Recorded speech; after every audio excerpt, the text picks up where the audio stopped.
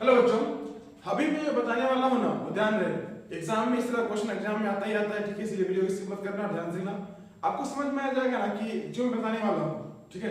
जो मैं बताने वाला हूँ एग्जाम के लिए बहुत वीवीआई है। और ध्यान रहे, वीडियो स्किप मत करना, नहीं तो फंसोगे, ठीक है। इस तरह का क्वेश्चन एग्जाम में आता ही आता है, ठीक है। हो सके ये ना आए, लेकिन इस तरह का आता है, ठीक है। क्वेश्चन में हम लोग ये सीखने वाले हैं किसी भी क्वेश्चन का नेचर कैसे निकालते हैं, कि वो रूट जो होगा ना वो किस तरह होगा, ठीक है। ध्यान दीजिएगा, एक बताऊंगा, ठीक है, आपको साथ समझ में आ जाएगा। और वीडियो को ध्यान से अंत तक देखो। जो भी हमारे पास इक्वेशन दिया रहेगा, ठीक है, वो बेसिकली क्या होगा, ax square plus bx plus c equal to 0 इस रूप में होना चाहिए पहला बात।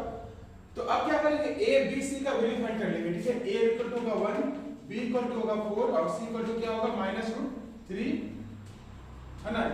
क्या हो जाएगा हमारे पास 3√2 हो जाएगा, समझ गए। अब ये ध्यान देना है कि जो इसका फार्मूला होता है, जो बताता है हम लोगों को कि वो नेचर कैसा होगा रूट का, ठीक है। क्वेश्चन में कहा गया है ना कि find the nature of quadratic equation, मतलब कि नेचर निकालना, समझ गए। और ये जो क्वेश्चन है एग्जाम में 2 नंबर के लिए आता है, ठीक है। एकदम ध्यान दोगे, देखो अब क्या करना है, इसमें फार्मूला होता है d इक्वल टू क्या होता है b स्क्वायर माइनस 4ac होता है, समझ गए। तो जो हमारा b का वैल्यू क्या है 4 दिया हुआ है, इसमें स्क्वायर हो जाएगा इसमें 4 मल्टीप्लाई a कितना 1 है और c कितना माइनस, है ना, 3√2 दिया हुआ है। बेसिकली क्या हो जाएगा हमारा 16 होगा, माइनस माइनस क्या होगा प्लस हो जाएगा, है ना। 4 into 3√2 कितना हो जाएगा, मल्टीप्लाई करने में आएगा हमारे पास 12√2 हो जाएगा, समझ गए। अब क्या करना, अगर आप चाहते हैं रूट का वैल्यू निकाल के उसको मल्टीप्लाई कर सकते हैं, वो भी कर सकते हैं, दिक्कत नहीं है। लेकिन आपकी इच्छा, यहाँ पर क्या होगा d इक्वल टू 16 प्लस 12√2। अगर कॉमन निकालना चाहते हैं इसमें तो कॉमन निकाल सकते हैं, कितना हम निकालेंगे 4 पर 16, है ना। ये इसका आ जाएगा सॉल्यूशन। तो अब जानने से नेचर क्या होगा, बेसिकली इसका जो वैल्यू ना वो डिपेंड करता है d में। अगर d का वैल्यू आता है पॉजिटिव में आता है ना, तो क्या होगा, है ना, d का वैल्यू जो है आता है 0 से बड़ा, ठीक है।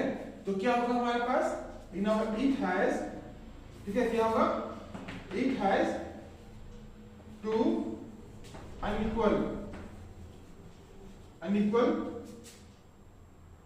रियल रूट, समझ गए। इसके अलावा और भी 2 नियम होता है जो बताता हूं मैं, ध्यान से, ठीक है ना। ये उतार लीजिए, उतारने के बाद देखिए बताता हूं मैं। जो नेचर निकालते हैं हम लोग बेसिकली सब मिला के 3 तरह का होता है, समझ गए। क्या क्या हो सकता है, देखो फर्स्ट में बताता हूं। अगर d का जो वैल्यू है 0 से बड़ा होता है, इट मींस 0 से बड़ा 1 2 3 4 से कुछ भी कर सकते हैं, ठीक है। तो उसमें क्या हो जाएगा, समझो वो लिखे है ना, it has 2 unequal real root, है ना। एकदम ध्यान रखिए, ठीक है, चीजों को ध्यान देना। सेकंड में क्या है, अगर d का वैल्यू इक्वल टू 0 आ जाए, मतलब d का जो वैल्यू होगा 0 आएगा, तो क्या होगा, देखो इसमें क्या होगा, इट है, इसमें होगा अनइक्वल नहीं होगा बल्कि होगा इक्वल होगा, ठीक है ना, इक्वल रियल रूट होगा, समझ गए। अगर d का वैल्यू आता है 0 तो ऐसा होगा। अब सबसे मेन बात क्या है, ठीक है, उसमें अगर d का वैल्यू आता है 0 से छोटा, इट मींस हम बोल सकते हैं d का जो वैल्यू होगा, है ना, नेगेटिव में आता है, तो क्या होगा, ठीक है। देखो तो होगा नो सॉल्यूशन, है ना, क्या होगा नो सॉल्यूशन, समझ गए। d का जो वैल्यू है निकालना ऐसे निकालते हैं हम लोग।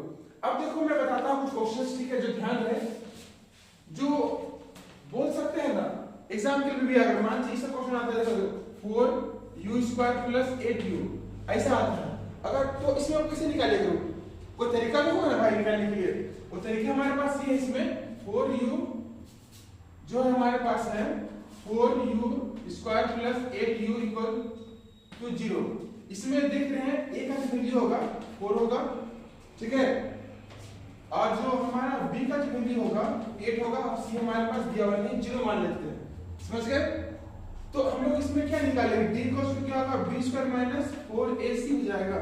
तो क्या होगा, हमारे पास 4 हो गया मल्टीप्लाई, है ना, माइनस 4 मल्टीप्लाई 8 है, c हमारा 0 दिया हुआ है। तो इस केस में क्या होगा हमारे पास, देखिए 4 इधर का पार्ट 0 हो गया, d का वैल्यू 4 आएगा, इट मींस पॉजिटिव में आया।